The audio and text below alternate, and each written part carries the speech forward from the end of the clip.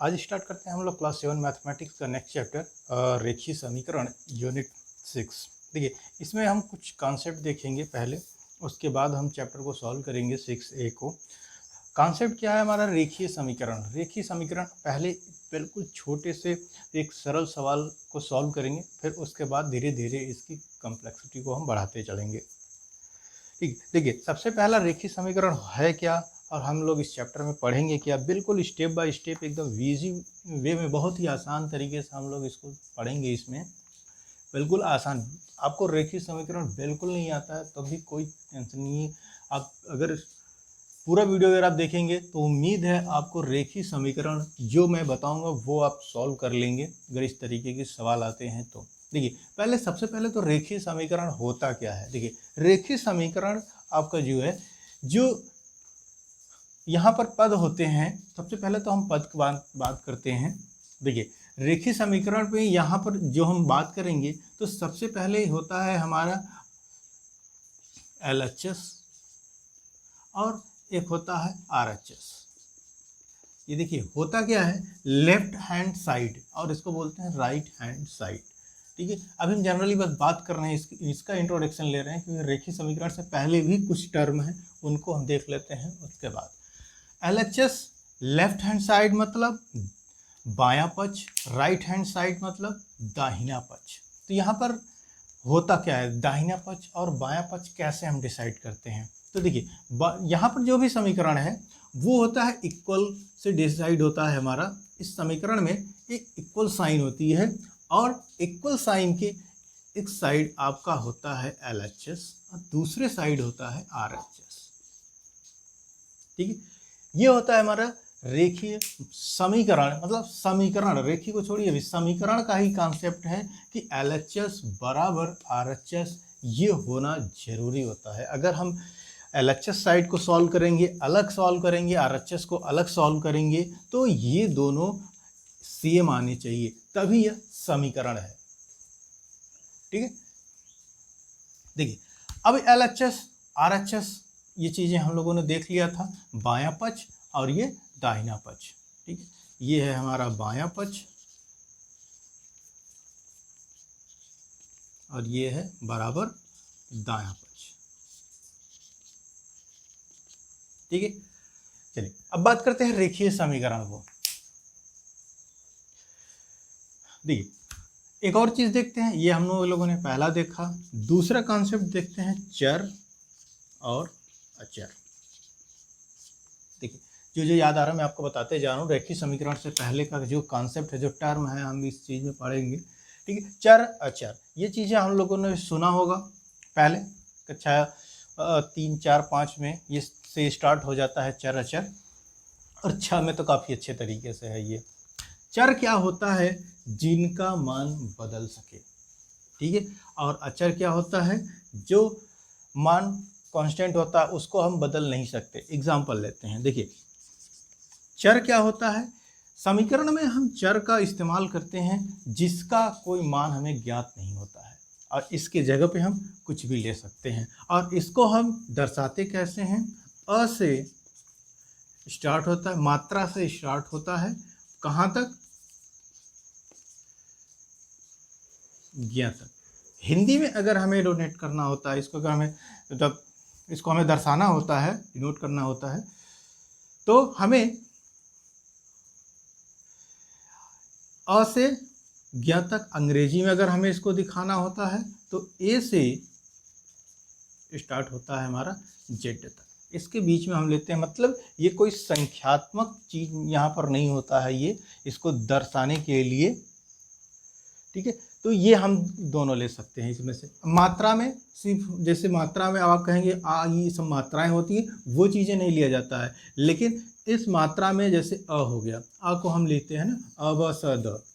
जब हिंदी में आप कोई चीज़ दर्शाएंगे तो आपको ये मिलेगा, अ मात्रा एक मिलेगा। ठीक है, तो अब आता है जनरली, फिर उसके बाद क ख आपके शुरू हो जाएंगे, अ को हम लिखते हैं। अब दूसरी चीज होगी, चलिए ये तो नोटेशन हो गया। ठीक है, लेकिन अब यहाँ पर समझते हैं चर है क्या। चर, अब देखिए हमने मान लिया ए, किसी समीकरण में हमने लिया ए, तो ए बराबर 5, ये जो हम लिखते हैं ये बराबर 5, ये जो होता है चर होता है और 5 जो है यह अचर है। हमने क्या किया है इस मतलब ये भी समीकरण है, तो इसमें हमने क्या किया है, ए में 5 को असाइन किया है, मतलब 5 को इसमें दर्शाया है कि मतलब ये जो है 5 के बराबर है। ठीक है, तो यहाँ पर अगर हम ए बराबर 5 करेंगे तो 5 बराबर 5 हो जाएगा। अब आते हैं दूसरा एग्जाम्पल देखते हैं। इसमें मतलब आपको समझ में आ गया होगा कि ये चीज़ें क्या है। यहाँ पर ये हम चर क्या दिखा रहे हैं और अचर। अब बात करते हैं अचर का। देखिए अचर क्या है, इसका मान नहीं बदलता है, समीकरण में इसका मान नहीं बदलता है। हम 5 बराबर 5, 5 बराबर 6, 5 बराबर 5 तो होता है 5 बराबर 6, क्या यह लिखा जा सकता है? बिल्कुल नहीं लिखा जा सकता, ये गलत है, क्योंकि 5 5 ही है, 5 को 6 हम नहीं कर सकते और 6 6 है, 6 को हम कुछ और नहीं कर सकते हैं। तो ये होता है अचर। अचर एक संख्यात्मक मान होता है हमारा, जैसे ये संख्याएं हैं, जो जिसका मान नहीं बदल सकता है वो होता है अचर, और चर जिसका मान आप बदल सकते हैं। ठीक है, तो ये आपको समझ में आ गया। यहाँ तक हमने एलएचएस आरएचएस देख लिया, चर अचर देख लिया। घात अब देखते हैं, पावर। देखिए तीसरा कॉन्सेप्ट देखते हैं, घात। घात में क्या होता है, किसी भी संख्या का पावर, जैसे एक्स स्क्वायर, एक्स क्यूब, ठीक है, ये चीज़ें जो होती हैं ये भी हमें समीकरण में मिलेगी। तो ये चीज़ें हम यहाँ पर घात को दिखाते हैं। एक्स के ऊपर कितना घात है? 2 है। एक्स के ऊपर कितना है? 3 है। एक्स के ऊपर चलिए ए ले लेते हैं, ए के ऊपर घात 5 है। तो ये जो होता है एक्सपोनेंट पार्ट जो होता है, ये भी हमारे समीकरण का ही पार्ट है। ठीक है, ये भी एग्जाम्पल हमें मिलेंगे आगे चल के सवाल। अब बात करते हैं, देखिए इन सभी चीज़ों को हमने देख लिया। मेन आपने देखा एलएचएस आरएचएस पद जो बराबर से डिसाइड होते हैं समीकरण में। ठीक है, चर अचर हमने देख लिया। चर भी आपको उम्मीद है मुझे समझ में आ चुका होगा। चर जिन्हें हमें एक किसी अनिश्चित संख्या से हम, जैसे मतलब अ या से ज्ञात तक, ए से जेड तक, कोई भी इसमें से हम ले लेते हैं अक्षर, और उससे हम किसी अचर संख्या को दर्शाते हैं। और ये यहाँ पर फिक्स नहीं होता है, ये भी हम ये अभी ए बराबर 5 है तो हम बाद में फिर इसमें हम समीकरण में ए बराबर 6 भी असाइन कर सकते हैं। ऐसा नहीं है कि ए बराबर 5 फिक्स हो गया, ए बराबर 5 हम अब दोबारा ए बराबर 6 कहीं ले ही नहीं सकते किसी और में। ठीक है, लेकिन 5 5 जहाँ है पूरे गणित में 5 का 5 ही यूज होगा। ठीक है, 5 बराबर 6 पूरे गणित में कहीं नहीं यूज कर सकते हैं कि 5 बराबर 6, ये है अचर। चलिए घात हमने देख लिया, एक्स घात 2, x power 3, x power 5, 1 power 5। अब है रेखीय समीकरण। देखिए रेखीय समीकरण क्या है? देखिए रेखीय समीकरण जो होता है, किसी समीकरण में चर की घात जब समीकरण में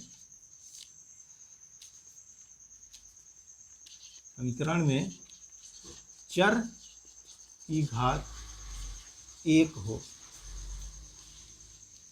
ठीक है, चर की जो घात हो वो 1 हो या एक संख्या, तो ये होता है हमारा रेखीय समीकरण। ठीक है, तो रेखीय समीकरण क्या होता है? समीकरण में चर की घात 1 होती है।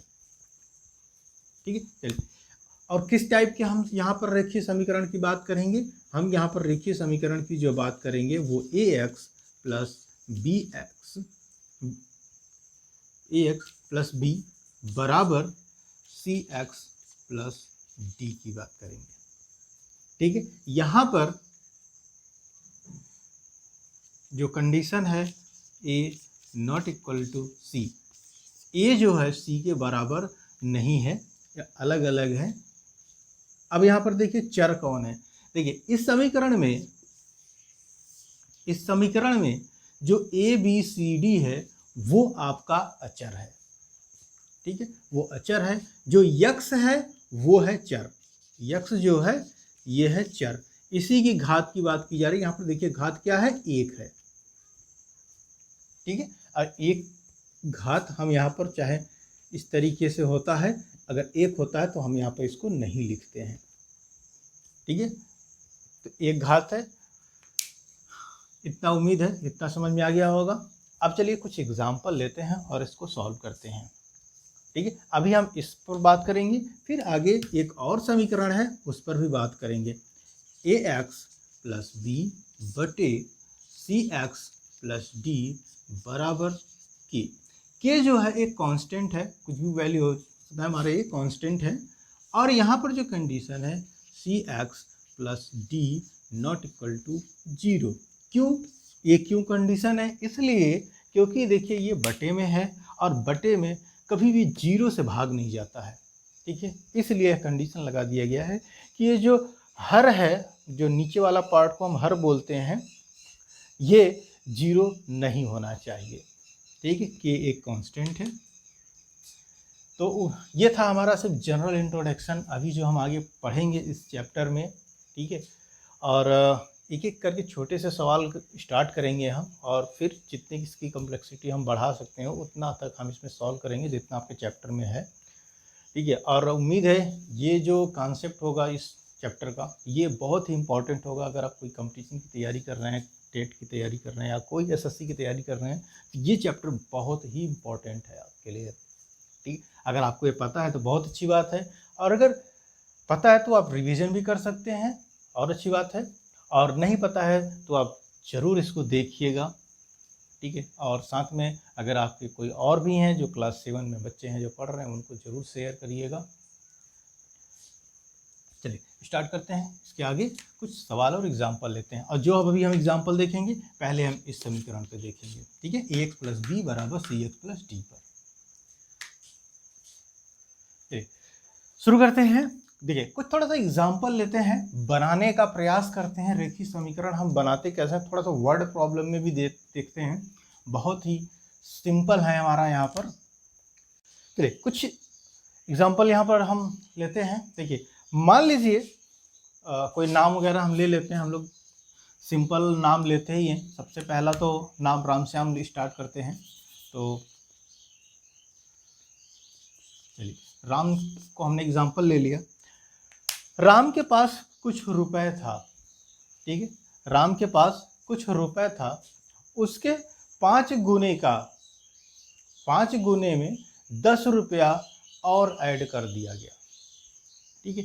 10 रुपया और ऐड कर दिया गया और दे दिया गया, तो राम के पास 60 रुपया हो जाता है। तो इस चीज़ को हमें समीकरण में लिखना है। तो सबसे पहले राम के पास कुछ रुपया था, उसका 5 गुने का, जो राम के पास था उसका 5 गुने के बाद हमने उसमें 10 रुपया और दे दिया। तो देखिए राम के पास, माना राम के पास x रुपए था, ठीक है। x रुपए था, तो x का 5 गुना,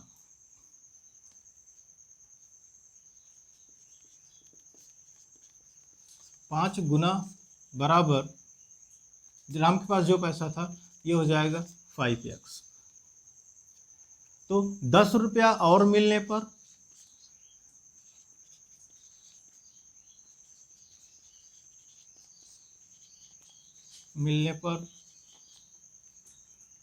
रुपए, कुल रुपए कितना हो जाएगा 5x प्लस 10 रुपये। देखिए 10 रुपये हमने 5x 5 गुने में 10 हमने रखा। तो अभी इस समीकरण को, अब अगला स्टेप क्या है, देने के बाद 60 रुपया हो जाता है, अतः कुल रुपये को समीकरण में हम दिखाते हैं। तो 5x प्लस 10 बराबर 60, ये हमारा है समीकरण। एक समीकरण यहाँ पर बनाइए 5x प्लस 10। देखिए हमारे पास स्टेटमेंट क्या था, सिर्फ एक लाइन स्टेटमेंट में लिखा हुआ था राम के पास कुछ रुपया है, उसके 5 गुने में 10 रुपया और दे दिया जाए, ऐड कर दिया गया, तो उसके पास 60 रुपया बचता है। तो ये समीकरण ये है, हमने ये बनाया 5x + 10 = 60। देखिए इसको हम समीकरण को हल करना भी देखेंगे। तो अभी हम समीकरण को हल करना नहीं देखेंगे, मैं आपको जनरली सॉल्व, क्योंकि उसके स्टेप है, मैं आपको उसी स्टेप में दिखाता हूँ। चलिए दूसरा एक बनाते हैं, और सरल है उससे।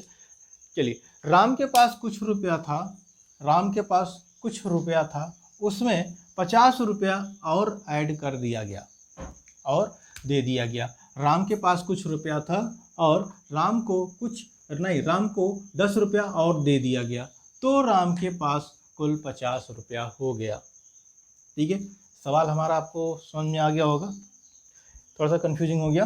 देखिए, राम के पास कुछ रुपया था और राम को 10 रुपया और दे दिया गया, तो राम के पास कुल 50 रुपया हो गया। तो हम कैसे लिखेंगे? तो यहाँ पर सिंपल यही स्टेप, देखिए हम डायरेक्टली हम यहाँ पर आपको समझा रहे हैं। देखिए पहले कितना था, माना राम के पास x रुपया था, 10 रुपया और, चलिए रुपया 10 और मिलने पर रुपये कितना हो गया, x + 10।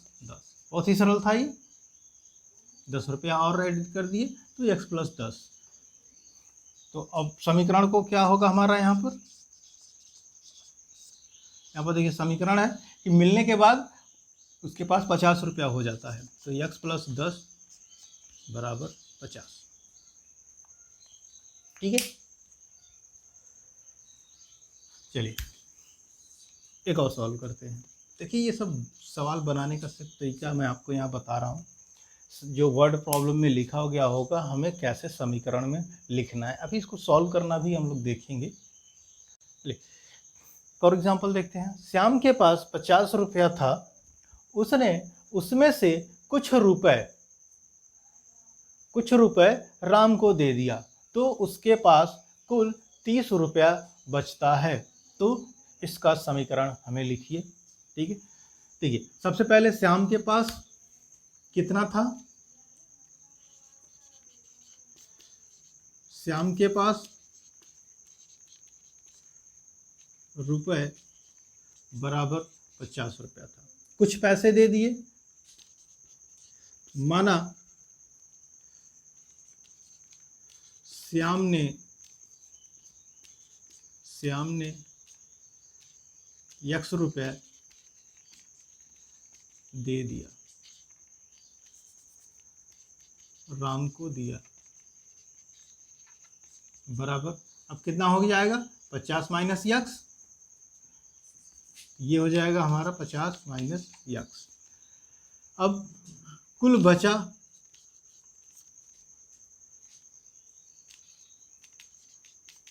रुपए, शेष रुपए, बराबर, यहाँ पर समीकरण के रूप में इसको हम लिखेंगे, तो 50 - x बराबर 30 रुपया। ठीक है, समीकरण यही, सवाल यही था हमारा।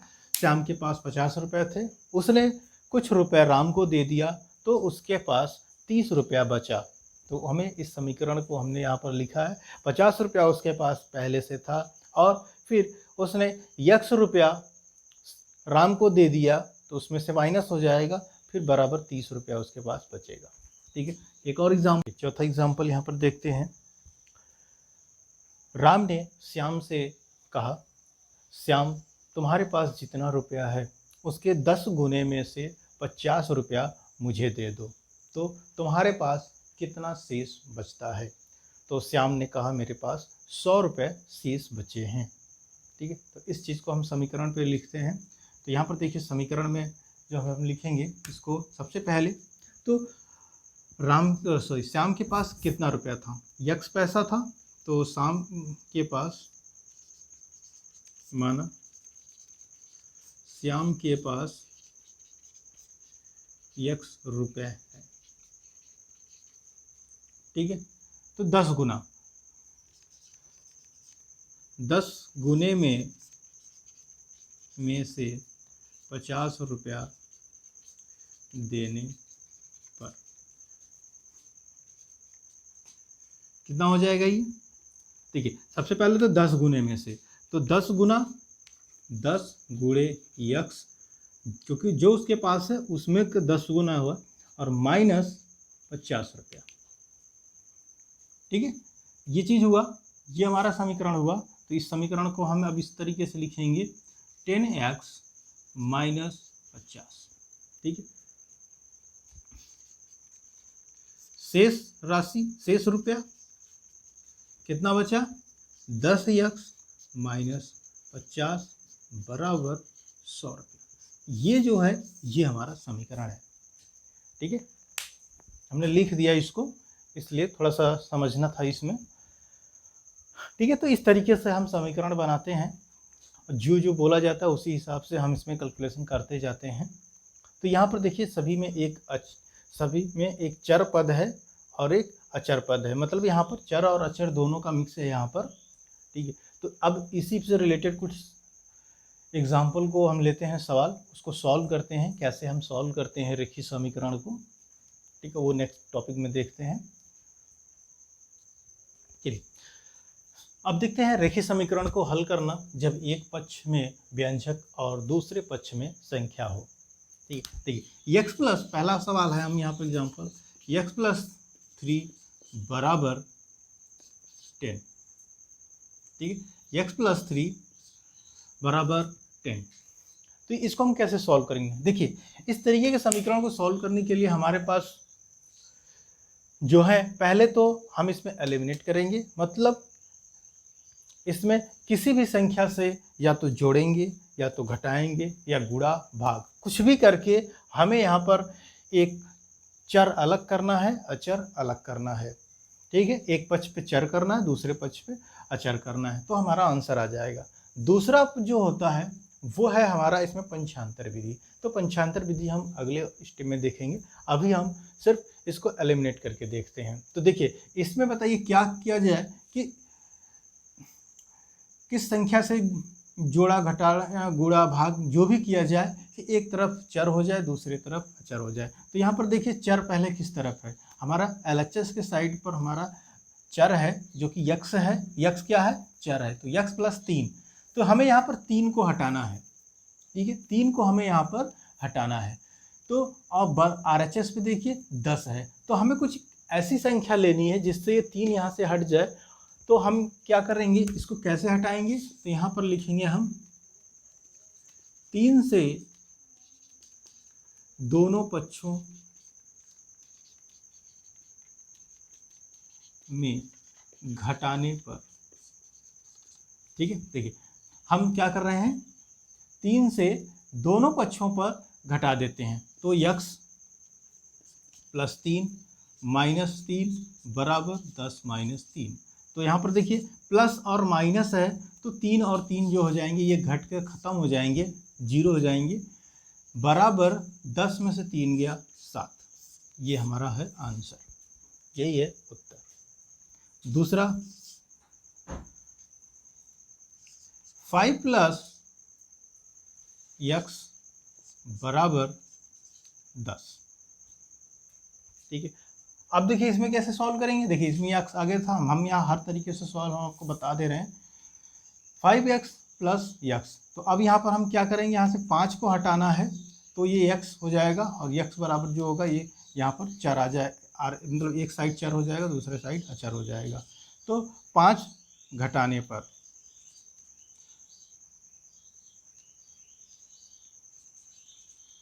5 से दोनों पक्षों में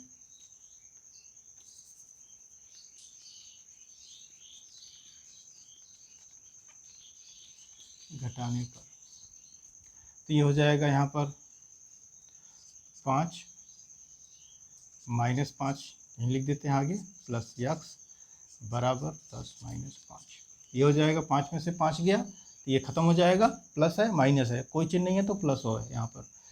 ठीक है, तो ये बचा यहाँ पर यक्स बराबर 10 में से 5 गया 5, यही आएगा।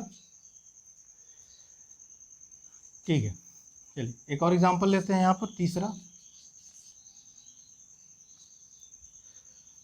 तीसरा एग्जाम्पल है p -4 बराबर 12। देखिए p भी एक यहाँ पर चर है, p क्या है, एक चर है। तो यहाँ पर देखिए सॉल्व करने के लिए हम क्या करेंगे, 4 को हमें हटाना है, तो दोनों पक्षों में 4 जोड़ने पर, देखिए यहाँ माइनस में है ये, तो इसलिए अगर हम इसमें 4 जोड़ देंगे तो प्लस माइनस होके घट जाएंगे। किस तरीके से, इस तरीके से p -4 हमने जोड़ा है +4 बराबर 12 + 4। ठीक है, दोनों पक्षों में देखिए हम जोड़ रहे हैं इसको, और यहाँ पर भी देखिए ये हमने यहाँ पर जोड़ा था, ये यहाँ पर देखिए घटाया था ना, इसमें घटाया था, ये देखिए घटाया था मैंने, ये मैंने दोनों पक्षों पे घटाया है। चलिए तो ये हो जाएगा p और ये प्लस माइनस घट के ख़त्म हो जाएंगे, बराबर 12 × 4 = 16। ये हो जाएगा आंसर। देखिए इस तरीके से हम इसको सॉल्व करते हैं। 3 एग्जाम्पल हमने दिया है। अब चलिए अब देखते हैं हम इसको पंचांतर विधि से कैसे सॉल्व करते हैं। चलिए एक और मुझे अभी याद आ गया, मैं एक कॉन्सेप्ट और मैं इसमें आपको बता देता हूँ। देखिए अभी हम लोगों ने जोड़ घटाना को देख लिया, थोड़ा सा गुणा कर देखते हैं। एक सवाल है x/4 बराबर 4। अगर ये सवाल है तब हम कैसे सॉल्व करेंगे, देखिए इसमें करने के लिए भी हमें क्या करना है, दोनों पक्षों में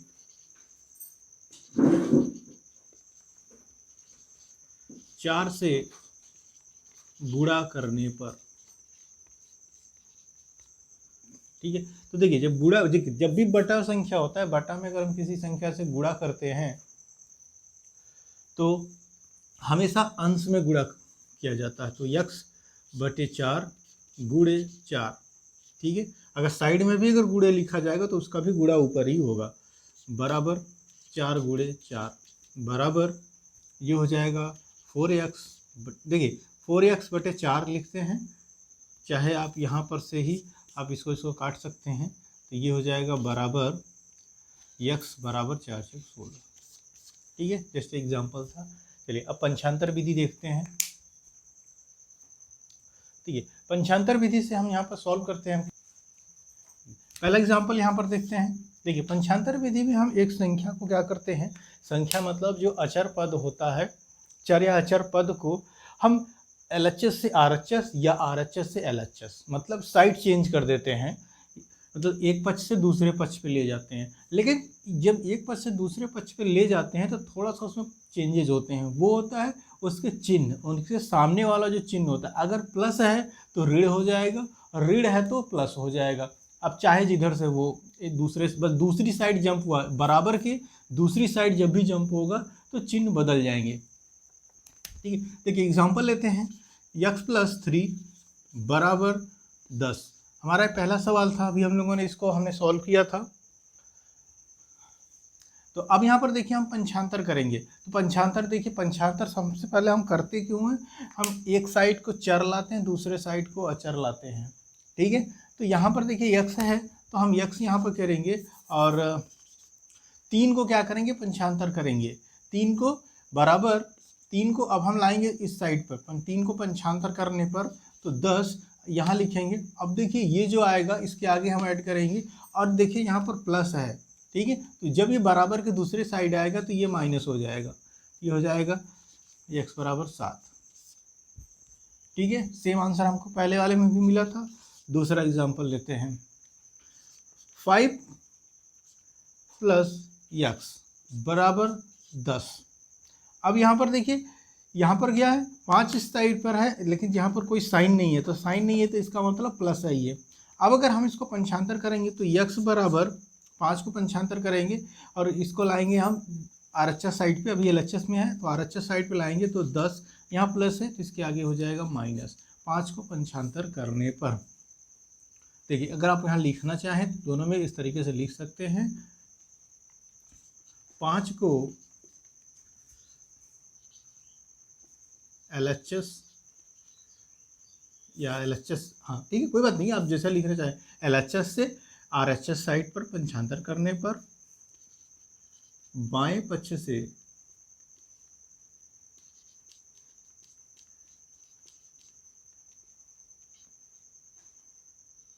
ठीक है, बाएं, थोड़ी सी हमारी हिंदी अजीब है, बाएं पक्ष से दाएं पक्ष में पंचांतर करने पर, ठीक है। अब आप इसको बाएं पक्ष को LHS से RHS में पंचांतर करने पर, ये होता है आपका LHS और ये होता है right hand side and left hand side, ठीक है। तो ये समझ में आ गया, आप लिख सकते हैं इसको। चलिए एक और एग्जांपल लेते हैं।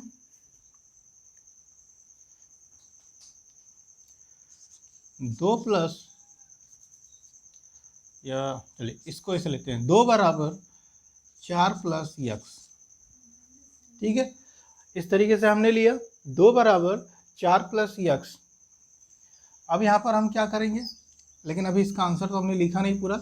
ये हो जाएगा यक्स बराबर 10 में से 5 गया, ये आ जाएगा 5, ठीक है।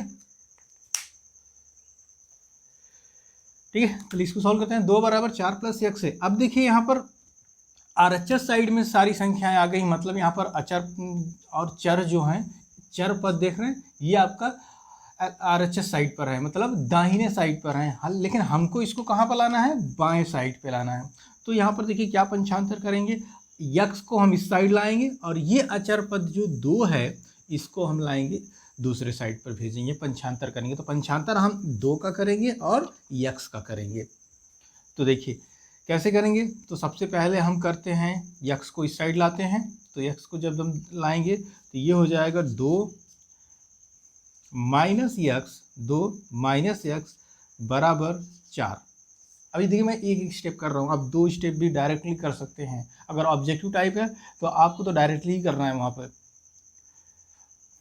ठीक है। तो यहाँ पर देखिए 2 बराबर 4 प्लस एक्स है। अब यहाँ पर हो गया हमारा 2 यक्स को हमने पंचांतर किया, माइनस एक्स साइड इस साइड आ गया बराबर 4।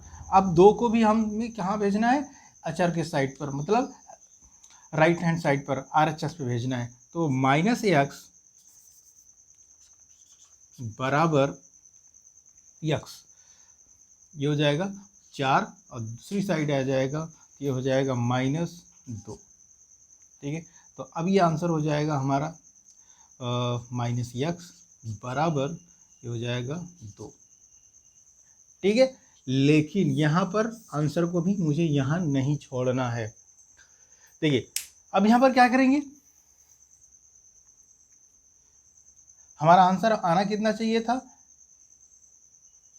ये एक्स साइड पर है, जब ये इस साइड पर आएगा तो ये हो जाएगा नेगेटिव, ठीक है। अगर हम उस तरीके से सॉल्व करेंगे तो देखिए तरीका यहाँ पर वही है, हमने बस पंचांतर जिसका किया, चाहे आप यहाँ से 4 को इस तरफ पंचांतर करिए फिर 2 पूरा रिवर्स कर दीजिए। तो यहाँ पर देखिए हमने अब क्या करना है, एक चीज़ यहाँ पर याद रखिएगा, यहाँ पर एक कॉन्सेप्ट मुझे बताना था इसलिए मैंने इस तरीके से लगाया। अब देखिए यहाँ पर कभी भी चर के सामने माइनस नहीं होना चाहिए, ठीक है, कभी भी चर के सामने माइनस नहीं होना चाहिए। तो इसके लिए हम इसको क्या करेंगे, दोनों पक्षों पर माइनस से गुणा कर देंगे, ठीक है, माइनस साइन से गुणा कर देंगे। तो यहाँ पर अब क्या हो जाएगा, जब ये माइनस में माइनस का यहाँ गुणा हो जाएगा तो ये हो जाएगा यक्स, और 2 के सामने प्लस है तो ये हो जाएगा -2। एग्जैक्ट आंसर हमारा ये होना चाहिए था, ठीक है, ये आंसर आएगा। ये चीज़ याद रखिएगा। देखिए ये सब कॉम्पिटिटिव एग्जाम्स के लिए बस कॉन्सेप्ट हैं कि 4 ऑप्शन भी अगर ऑप्शन आपको इस तरीके से दिया हुआ है तो भी आपको एग्जैक्ट आंसर आपका जो होगा ये, अगर दोनों ऑप्शन ये है ऑब्जेक्टिव टाइप में तो आप इसको ऑप्ट करिएगा, ठीक है, मोर एक्यूरेट और परफेक्ट होगा ये। चलिए एक और एग्जाम्पल देखते हैं, यहाँ पर देखते हैं चौथा,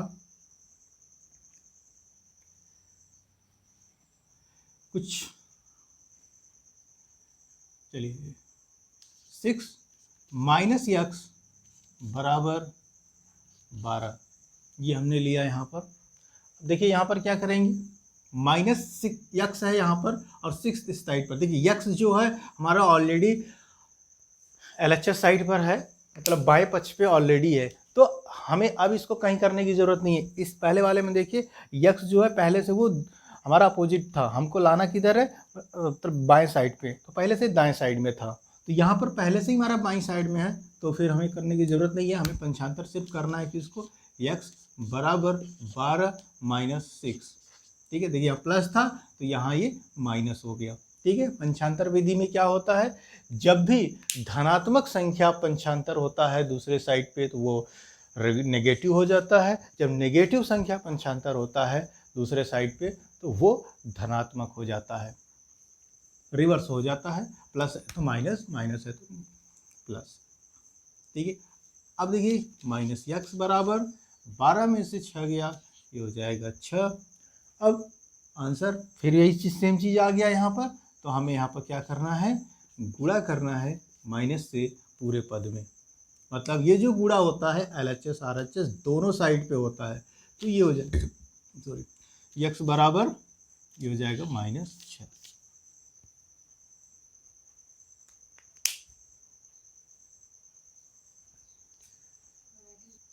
चलिए एक और एग्जांपल देखते हैं।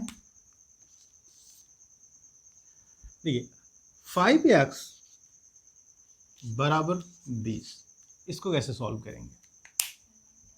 देखिए इसको मैं हटा देता हूँ, इससे थोड़ा सा और ऊपर ले लेते हैं, जगह भी मिल जाएगा। 5x बराबर 20। अब देखिए यहाँ पर कैसे पंचांतर करेंगे। आप कहेंगे ये तो एक पद है, ये तो 20 है। देखिए ऐसे सवालों को हम क्या करते हैं, देखिए यहाँ पर अभी जो हम लोगों ने अभी एग्जाम्पल देखा ये था जोड़ और घटाने पर था, ठीक है। यहाँ जो पद थे ये 2 पद हैं यहाँ पर, तो हमने इसको अलग अलग पंचांतर कर दिया। लेकिन यहाँ पर जो पंचांतर होगा, यहाँ पर जो होगा ये गुणा और भाग का कॉन्सेप्ट होगा।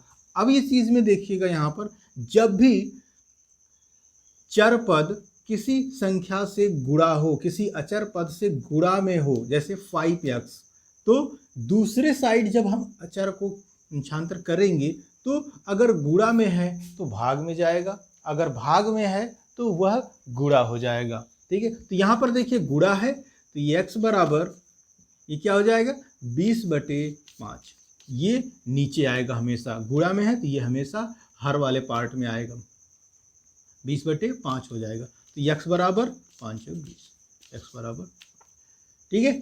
सेम इसी तरीके से अगला एग्जांपल देखते हैं। x/4 बराबर 16। अब देखिए अब ये बटे में है, ठीक है। अब क्या होगा, ये अब x बराबर करेंगे तो ये जो बटे में है ये जब दूसरे पक्ष के पास जाएगा, मतलब दूसरे साइड जाएगा, तो ये यहाँ पर गुणे में हो जाएगा, 16 × 4, तो x बराबर, ठीक है, 16 चौका 64। लेकिन एक चीज़ याद रखिएगा, यहाँ पर पद जो है, मैं इस तरह के सवाल की बात किया हूँ, अगर कई पद हैं तो वह सभी पदों पर जाएगा, ठीक है। जैसे अगर यहाँ पर और भी पद हैं, लेकिन अभी जो हम समीकरण पढ़ रहे हैं वो एक पद, जब यहाँ पर एक ही चर है, ठीक है। अभी और जो कॉम्प्लेक्स सवाल पढ़ेंगे तो वहाँ पर 2-2 चर आएंगे, फिर 3 चर आएंगे। तो इस तरीके से अगर बहुत सारे हैं चर हैं तो हम यहाँ पर जितने भी पद होंगे यहाँ पर, तो वो उन सभी पे बटे जाएगा, ठीक है। तो अभी जो सवाल है वो सिर्फ 2 पदों की बात की जा रही है, एक LHS एक RHS साइड पर, ठीक है। इस तरीके अगर सवाल होंगे तो वो इस तरीके से आपको सॉल्व करना है। आगे हम उन सब सवालों को भी देखेंगे।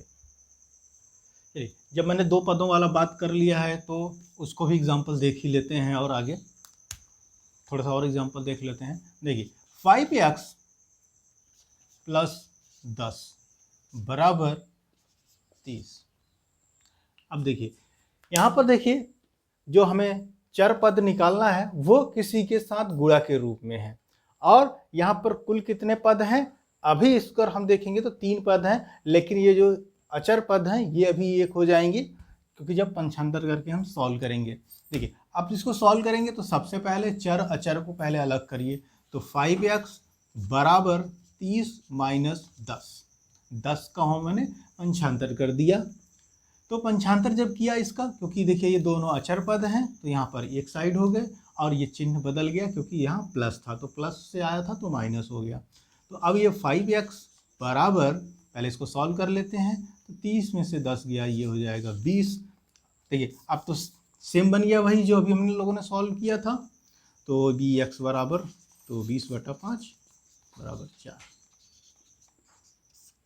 ठीक है, अभी सिर्फ ये एक चर की बात हो रही है। अगर दो चर वाला कॉन्सेप्ट आएगा तब उसमें ये इस तरीके से नहीं आएगा, तब वो दोनों के बटे में जाएगा। ठीक है, लेकिन वो अभी नहीं है इसमें, वो देखेंगे बाद में। तो यहाँ समझ में आ गया। चलिए आगे देखते हैं। चलिए एक और एग्जांपल देखते हैं थोड़ा सा बटे के रूप में। ये हमारा सवाल है x/3 प्लस 5/2 बराबर -3/2। ठीक है, ये सवाल है। अब इसको सॉल्व करते हैं। देखिए इसमें सबसे पहले आप क्या करेंगे इस तरीके के सवाल में। देखिए जितने भी प्रकार हैं, हम यहाँ पर हर प्रकार के कॉन्सेप्ट मैं आपको बता रहा हूँ, किस तरीके से जो प्रश्न आएगा वो सॉल्व करना है। ठीक है, तो अब देखिए अब इसको सबसे पहले क्या करेंगे। देखिए चर अचर पद यहाँ पर पहले देखिए चर कौन है। ये हमारा चर है क्योंकि x है यहाँ पर, और ये अचर पद है, ये भी अचर पद है। तो पहले एक साइड कर लेते हैं। तो x+3 बराबर, क्योंकि इसको हम उस तरफ भेज दिए, तो -3/2, ये भी इधर आ जाएगा तो ये माइनस हो जाएगा, क्योंकि प्लस में है तो माइनस हो जाएगा 5/2। ये पूरा गया इधर। ठीक है, तो यहाँ स्टेटमेंट में आप लिख सकते हैं -5/2 को पंचांतर करने पर किस साइड से आपने किया, LHS से RHS के साइड पर, मतलब बाएं साइड से दाहिने साइड पर 5/2 को पंचांतर करने पर। ठीक है, चलिए अब सॉल्व करते हैं। x/3 बराबर, अब यहाँ पर देखिए इस तरीके के सवाल आपने सॉल्व किया होगा शुरू में चैप्टर क्लास 7 में ही, पहले चैप्टर में इसी तरीके के सवाल हम लोगों ने बहुत सॉल्व किया है। तो अब यहाँ पर देखिए क्या करेंगे। देखिए दोनों का हर देखिए क्या है, दो सेम है, तो ऊपर के जो अंश है वो आपस में जुड़ जाते हैं। और नियम होता है जो कि हम इन दोनों का लसा निकालते हैं, LCM निकालते हैं, और LCM निकालने के बाद फिर इसमें हम सॉल्व करते हैं। तो अभी यहाँ देखिए दोनों में अंश सेम है, तो हम इसका LCM 2 हो जाएगा। फिर 2 का इससे भाग देते हैं, मतलब जो सवाल में जो हर है उससे हम भाग देते हैं, जो भागफल आएगा उससे अंश में गुणा कर देते हैं, 3 में गुणा कर देंगे। तो यहाँ पर 1 आएगा तो ये हो जाएगा -3, और उसी तरीके से इससे भी भाग देंगे तो ये जो चिन्ह है यहाँ पर माइनस ही आएगा, तो ये क्या आएगा, तो ये हो जाएगा -5। तो x/3 बराबर -8/2। ठीक है, यहाँ अगर कोई कन्फ्यूजन हो तो बताइएगा कमेंट से ज़रूर। देखिए इसको अलग ही सॉल्व करने का रूल है। मैंने आपको यहाँ पर देखिए अंश यहाँ पर जो अलग डिफरेंट है, हर जो सेम है, इस वजह से हमने सिर्फ 2 लिखा और अंश को डायरेक्टली से जोड़ दिया। यहाँ पर जोड़ा क्या है, मैंने घटाया है, लेकिन चिन्ह देखिए जो भी चिन्ह रहेगा उसी के हिसाब से होगा। अब ये -3 था, -5 था, तो ये आपस में माइनस माइनस होने की वजह से ये जुड़ गए, लेकिन चिन्ह माइनस में आएगा। तो x/3 बराबर, ये कट जाएगा यहाँ पर, तो ये हो जाएगा 4, तो -4। देखिए फाइनली सॉल्व करने के बाद हम लास्ट में अपने वहीं पर पहुंच गए जहाँ पर हमने अभी सॉल्व किया था पिछला वाला एग्जाम्पल। तो अब यहाँ पर देखिए ये जब बटे में है तो x बराबर -4, बटे में है तो गुणा में हो जाएगा, गुणे 3, तो x बराबर -12।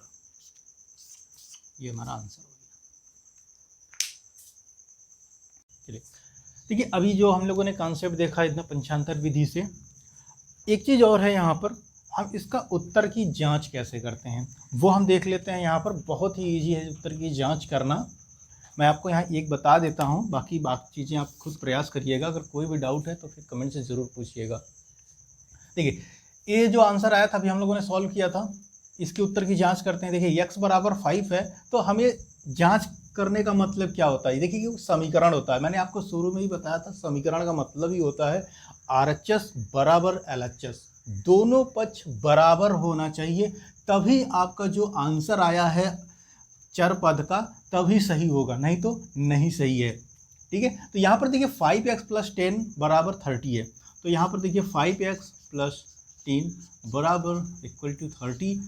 हमें यहाँ पर x का जो मान आया था वो हमें सॉल्व करना है यहाँ पर।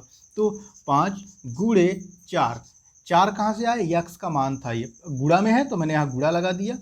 ये एक पद हो गया आपका, ये वाला इतना वाला है, प्लस 10 = 30। अब देखिए इधर सिर्फ एक ही पद है RHS साइड पे, तो यहाँ पर कुछ करने की ज़रूरत नहीं है। तो 520 + 10 = 30, जोड़िए इसको, 30 = 30। देखिए दोनों बराबर हो गए ना, LHS RHS बराबर हो गए, तो हमारा जो x का मान था ये बिल्कुल सही है।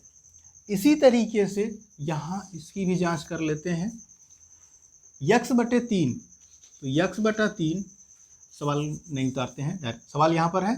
तो x का मान कितना आया है, -12। देखिए -12 बटे कितना है, 3 है, तो ये हो गया हमारा x/3, ये हो गया x/3। बाकी जो जैसे था वैसे ही उतार लेना है, प्लस 5/2 बराबर -3/2। ठीक है, चलिए सॉल्व करते हैं, इसको सॉल्व करते हैं। और पहले तो ये कट जाएगा, इसको हम काट लेते हैं। तो ये हो जाएगा आपका -4 + 5/2, ठीक है, बराबर -3/2। अब इसको कैसे सॉल्व करेंगे, देखिए यहाँ पर प्लस है, तो प्लस अगर है तो इसको हम देखिए एक नियम आपको मैं बताता हूँ, देखिए यहीं पे बता देते हैं। देखिए जब कोई भी संख्या प्लस के बाद बटे में होती है तो जो हर होता है उसका सबसे पहले इसमें गुणा करते हैं, यहाँ क्या करते हैं, गुणा। जो आंसर आएगा उसमें हम इस अंश वाले पार्ट को जोड़ देते हैं। ठीक है, चलिए करके दिखाते हैं। पहले 4 दूनी 8, ये हो जाएगा कितना, -8 + 5/2 बराबर, ये तो जो था वही रखेंगे क्योंकि एक ही पद है तो इसमें कुछ करना ही नहीं है। हमारा आंसर भी इतना ही आना चाहिए इधर। अब इसको करिए, माइनस कर दीजिए, तो -8 + 5 घट जाएगा, प्लस माइनस घट जाएगा, तो ये हो जाएगा -3/2 बराबर -3/2। देखिए दोनों साइड बराबर हो गया ना, मतलब हमारा आंसर सही है। यही है उत्तर की जांच।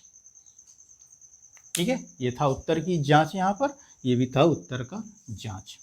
इस तरीके से हम उत्तर की जांच करते हैं। तो देखिए अभी इतना ही देखते हैं, इसमें वीडियो लंबा हो गया काफ़ी, आपको डिफरेंट टाइप तरीके से उम्मीद है कोई छूटा नहीं होगा। अगर कुछ भी छूटा है तो आप कमेंट से ज़रूर पूछ लीजिएगा।